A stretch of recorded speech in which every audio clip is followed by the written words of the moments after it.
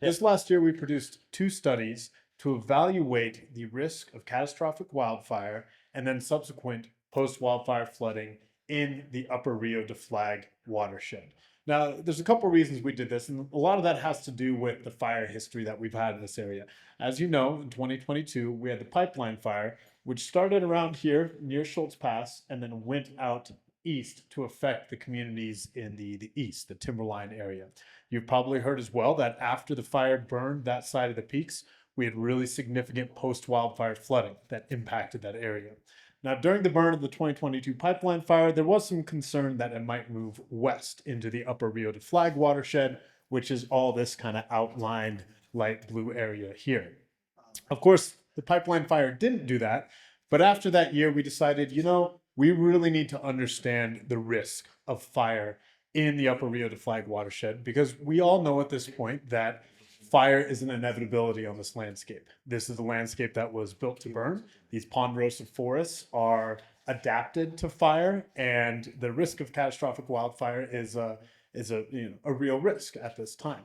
So we want to understand, A, what is the risk of catastrophic wildfire in the Upper Rio de Flag watershed? And then B, what would the risk of associated flooding be with that risk? With that, J.E. Fuller Hydrology took off on creating a pre-fire risk assessment in which they used landscape data, knowledge of vegetation types, topography, knowledge of fire behavior, and things like that. And they generated these burn scenarios that you see on the map. Now, these different colors that you see here are basically soil burn severity analysis or assessments, meaning that if a fire were to burn here, this is what the severity of that fire would most likely look like in these different scenarios. Red, of course, is high severity burning, and the lighter green color is low severity burning. Now, what we know is that when an area in a watershed burns at really high severity, it alters the soil. It cooks the soil. It removes the duff, the things like that on the forest floor. It removes the canopy from the trees and makes it much more susceptible to post-wildfire flooding, because the way that it alters the soil causes it to repel water as opposed to being able to absorb it into the watershed of that reason. So our concern really is we want to be able to, when we think about fire here, we want to be able to reduce the risk of catastrophic wildfire. We also want to reduce the risk of soil burn severity in these areas. You might be asking, why do some areas burn more severely than others? The short answer is, well, there are a multitude of factors, but one of the key points for our purposes has to do with forest density. Right? There's a lot of dead and down on the forest. There's also high density of the forest in areas. That has to do with a history of really fire suppression on the landscape that's allowed the forest to grow into a condition that is not the same as it would have been pre-European settlement. Basically, our forests are more dense than they were naturally evolved to be because we suppressed fire. And so we need to be able to thin them out and reduce the catastrophic wildfire risk by creating less dense forests.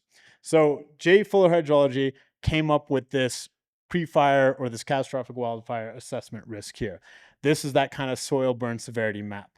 From this soil burn severity map that they were able to study, they then were able to go on and say, okay, in these different burn scenarios, what would be the risk of associated flooding downstream? The short answer is great. There are a kind of a multitude of scenarios that we played out, right?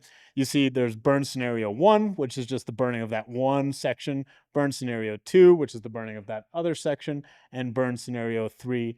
Burn scenario 4 is what we're saying everything burns. It's a large wildfire comparable in size to the pipeline fire, and then we get rain events over that. What we found is that in these different scenarios, they create different post-wildfire flooding risks in different neighborhoods. What we can say is burn scenario 4, the whole area burning, that is really the highest risk. And for y'all's area, which is mostly like around Schultz Creek, burn scenario 2, 3, and 4, I think will be the ones that end up being most impactful in that kind of Magdalena area, right? Now, when we ran these modelings, and like I said, we found that there's increased post-wildfire flooding across these scenarios, sometimes pretty extreme, up to 31 times increase in post-wildfire flooding in these different burn scenarios. We also ran, and you'll see some of these maps out front. Just to quick explain, the map on the left is a model map that J. Fuller produced that predicts what flow depths would be in these different burn scenarios and flooding scenarios. The more purple and yellow orange colors are higher depths. The light blue and green are lower depths there. These then are relative probability that basically say, what's the probability that in a fire or flood scenario, this area is going to see water? Not necessarily how much, but just some water. Of course, then the darker orange means in all fire flood scenarios, you're going to see water, and the lighter yellow means, or I'm sorry, yeah, darker orange is in all scenarios, you're going to see water. Yellow is in only a few or maybe the most extreme there. So I have these flood maps. This is the Fort Valley area. These are kind of based off of four. These are y'all's areas. We're looking at kind of the top end of Cheshire there. And I think the next one actually shows you Magdalena Road. So this is probably most pertinent to you. If you'd like, I can kind of pause here. And you folks said you're both on Magdalena? That's right. So No, I'm on the meadow where the white pony is out. On the left-hand side as you go up. okay. I'm just past the, you're doing. So as you can see then, in the kind of burn and flood scenarios that we modeled, meaning, and this, what we're looking at here is flood scenario 4. So this is worst case scenario. We get a pipeline sized fire on the western slopes, and then we get a 2-inch and 45-minute rain event all across that burn area. This is what that flood depth looks like as we've modeled it here. Now, there's not as much depth as you might see in some of the other neighborhoods for your guys' neighborhood, but you can see there are increased flows through some of these local drainages. And certainly then more increased flows and depths where the Rio comes down your area as well. So something, yes. Hey, Joe. Yeah, I'm sorry. The check. Okay. The thing to remember with this is Magdalena, the watershed that feeds down along Magdalena is kind of a perched watershed, right? You have Chimney Springs that's coming around the west, and you got Schultz Creek on the east, and that watershed feeding that drainage right down the middle, getting near Magdalena here. That's a pretty small watershed, and it doesn't go up very high on the mountain there. And so, and then each of these little fingers, right, that come down through here, they're all pretty independent watersheds. So you're not going to get water from chimney jumping watersheds, even in the biggest flood events into those other drainages. So it's kind of a unique little area with all the little fingers. Yeah, that one that comes down right under 180 goes. I have 2 properties there, split my properties, go to properties on both sides of it. Okay. Yep. So we had a flood there 3 years ago, Mm-hmm. when that flooded up the culvert from 180. Yep. And it flooded up our culvert, which my place flooded. Yeah, and that water came out of this. There was the flood that wasn't the post-fire flood that came out of here, and then there was some of the pipeline fire floods that ended up coming out of Chimney, out of here. Thank you, Joe. Yeah, appreciate that addition there. Yeah, so as we were saying, these are kind of the models that we've done for, what a fire and potential subsequent flooding in your area would look like. Now, the question then becomes, what across the board, what do these impacts mean, not just for your area, but for Flagstaff and the region, right? So there's a lot of neighborhoods, Fort Valley, Cheshire, Coconino Estates, even downtown Flagstaff, that have seen some pretty significant post-wildfire flood impacts in this scenario, in this fire scenario. So we took those impacts in that modeling, and then we took that to NAU and their Economic Institute, their Economic Policy Institute, and we asked them to generate kind of an economic impact statement, or economic impact study is what they call. They ended up coming up with a range, and if you don't mind, I'll take you to a slide there so we can take a look at this. I also have these out on the board so we can take a little bit closer look if you'd like later. These are some of the other ones. This is just quickly the amount of affected parcels and buildings that were modeled in this scenario. So then I mentioned NEU's EPI. So NEU took a myriad of factors into account when trying to determine the economic impact of a fire in the Upper Rio watershed and subsequent post-wildfire flooding. Everything from response to remediation, evacuation, the costs associated with Mexican spotted owl habitat, that's an endangered species, to things like loss of property value, structure damage, business interruption from fires and floods, and then long-term recovery and health costs as well. So they took a really wide range of trying to understand what the economic impact would be of fire and flooding in the Upper Rio watershed.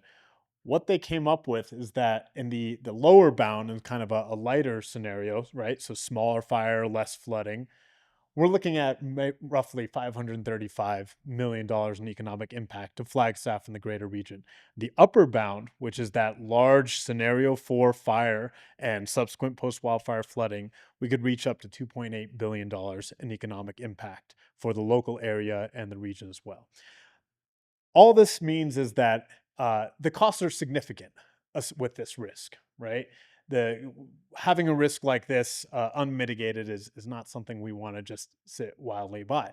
And that leads us to the question of, well, what are we doing about it? The answer there is forest restoration. Forest restoration, as we know from NEU's Economic Restoration Institute, from years in the Forest Service practice, is really the best method we have, the best tool we have to reduce catastrophic wildfire risk in our forests. And it comes back to the principle that I was describing earlier, which is that the majority of our risk comes from the fact that our forests are overdense, right? They're overgrown because of a long regime of fire suppression, and they have a lot of dead and down fuel woods that are left in the forest. So in order to reduce risk most effectively, we both have to thin forests to a more natural state, because ponderosa pine forests are adapted to be pretty sparse and pretty thinned out. And we also have to remove that dead and down wood material, that fuel, off of the forest. If we do that effectively, when fires move through, they burn the grasses, they burn, some of those things, but they don't make it up into the canopy where they're harder to stop, that are more likely to severely burn the forest and, spread and burn at a more intense heat. Just to give you a little bit of a visual on the effectiveness that we've seen in forest restoration, I'm going to take you back to that soil burn analysis here, or this burn scenario analysis. So these green areas where we have really, really low burn severity modeled, a lot of these are areas where forest restoration has been conducted, meaning the forest has been thinned out to a more natural state. And what we can see is that when fire moves through there, or when it's modeled through there, it doesn't burn as hotly, doesn't burn as severely, doesn't have as much impact on the soils itself. That's part of the reason that you see all these straight lines, right? Because those are kind of man-made lines, treated parcels, and things of that nature. So what we want to do through forest restoration is we want to see a lot more green on this map, right? We want to see a lot more areas where when fire comes through, it's not going to burn severely and really damage the soils and damage the forest. It's going to burn less severely, and it's going to have a low impact and just really a healthy sustaining effect on the forest, as this forest has been adapted to do over millennia. So forest restoration, we know it's a priority because we know that there's a high risk in this area. And fortunately, the Forest Service has already begun a good amount of forest restoration in the Flagstaff Ranger District.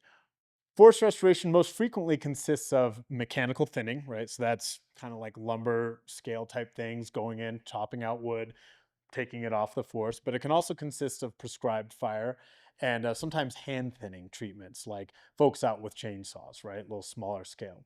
Now, while the Forest Service has been doing forest restoration in the area for a long time now, because of the studies we've produced, we have come together and come up with a set of priority areas that we're going to pursue forest restoration with very aggressively in order to reduce the risk of catastrophic wildfire in the Upper Rio de Flag watershed. And that's these kind of colored areas that you see here. We've already gotten started on a few of these, most notably Wing East, which is this sort of yellow, almost lime green area you see. That got started earlier this year. They're at about 800 acres treated so far. In fact, I think I can show you a quick one here. Right, so here's another map of these priority areas. Quick update on this. 800 acres have been conducted on Wing East. We've got agreements in Hawk and Little Wing areas, and we're working towards kind of finalizing contracts in some of these other areas. So all that's to say and summarize is that we're moving, right? We recognize the risk. We recognize that there's a potential risk for fire and flooding in these areas. We recognize that our best tool to address this risk and get ahead of it and reduce that risk is forest restoration. And the Forest Service, in collaboration with the Flood Control District and other partners like the Nature Conservancy and the National Forest Foundation, we're working on getting these projects underway, getting these contracts finalized, and making sure that we're going after forest restoration in these areas very aggressively to reduce risk for folks like yourselves. That, in essence, is the summary of what we wanted to present you all today. I know that's a little bit pretty quick. Obviously, it's I've glossed over a lot for the sake of our time and our audience here.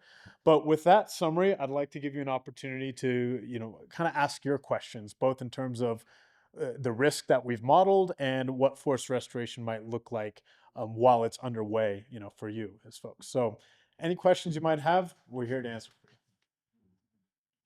I've lived out there since 1969, and up until 4 years ago, I was out on that area every single day because I had a big horse facility, so I rode there. I just can't tell you how happy I am that you're doing this. And I know it's effective. I feel like I live in a safe place because of the thinning that's been done on the Observatory Hill to the south of me. And even though it was a mess, how many years ago, 5, 6 years ago, when you thinned just behind me, it's now repairing itself, and I know it's safe because there are a lot of people out there who it's not that they don't respect the land, but I don't think they understand how fragile it is. Because I'm out there a lot and I see a lot of people doing silly things. Yeah, certainly. Well, I'm glad that you've been able to see the impact positively and that you feel as such. Any questions from you, sir? No, you're preaching. I have 36 years in the fire service. I was with the city of Flag. When Summerfelt was here, I worked with Summerfelt. And so I was in on the ground floor when all this happened. The only thing, this is long overdue. It should have happened years ago. And so I'm very familiar with the process, very supportive of it. I'm here mainly to look at the post-flood mitigation that's taken place that affected my property and the area that I'm in. So I'm very well knowledgeable of what you guys are doing, appreciate what you're doing. Wish we could speed it up and get it done quicker. Yeah. Just for timing wise, this lime green area probably will be completed. It's a little over 2,300 acres. They're going to keep working until they can't this winter, and then they're going to come back next spring, summer, and work some more. I mean, they should be done by the end of of 2025. Yeah. The Hawk Little Wing, the purple and this little orangey areas, those the Nature Conservancy the flood control district's putting $2 million into that project, and TNC is telling us that they're going to put as many as 4 loggers onto that site and get that done in 1 year, next summer. So by the end of 2025, you're going to have a huge buffer zone and I'm going to sleep better at night because of that. And then we're going to also work on doing at least this most critical part, this southern part of Durford, get it done in conjunction with those other two projects or 3 projects. The one that we're still working on is LaRue. That's that really, if you're going up Snowbolts, the stuff on the left, the steep, the rockier, steeper stuff. They're doing the NEPA on that right now, and they should be done next spring, early summer with the NEPA. and then we're going to start finding projects. But that's going to be the most expensive area to treat because you're going to have to either use helicopters or specialized equipment, and that's going to have the highest price tag. And so it may take 3 or 4 years to be able to pay for all of that and to get that work done. So that's going to be the part. But I'm going to feel a lot better knowing that a fire is not going to start on 180 and run right into that, that there's going to be a big buffer zone. So this is 180 right here. Yep. And Snowball Road. Snowball Road should be coming like right here, and then this is that first hard turn in Snowball Road. So we're sitting right here. Yep. So that's kind of the timing from all that. Well, folks, hey, if no other questions, I really deeply appreciate you all coming out. What I would say is feel free to take, one of the packets with you if you want to review some of these other elements in a little more detail. There's a lot of information there about the dynamics of post-wildfire flooding, more extent on the study we've done. And then these flyers as well. If you've, well, there's not one there. How about that? Yeah, there you go. So these have these, QR codes, which you can scan with the camera of your phone, and that'll take you to the website where we have the full studies for both the J.E. Fuller, pre-fire risk assessment studies and the NAU economic impact studies. We have those texts in full available to the public there as well. And my last bit would be, frankly, is help spread the word to your neighbors, right? Just give them an opportunity to tune in or let them know where they can find this. You'll also be able to find recordings of the meetings, the similar meetings that we've done. For example, 2 days ago, we gave this meeting to the Coconino Estates neighborhood. And if you want to see kind of what the full presentation would have looked like, you're welcome to, watch that recording as well. That'll give you some really more in-depth information.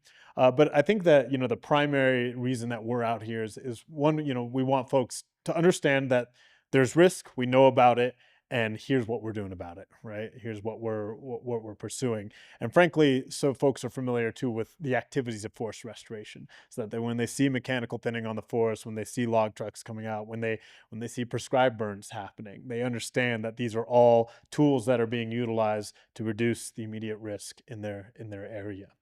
So as much as you folks can do to, speak to your neighbors would be much appreciated. And again, I really sincerely thank both of you for coming out here tonight.